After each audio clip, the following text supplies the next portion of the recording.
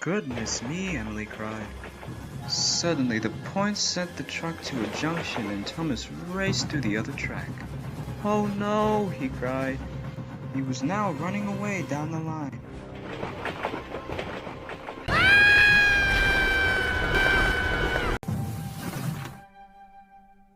But I'll not go down without a fight. They're so petty and vindictive.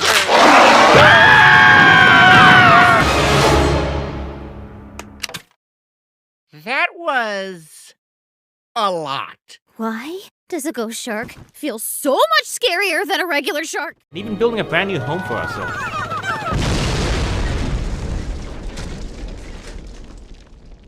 Sorry.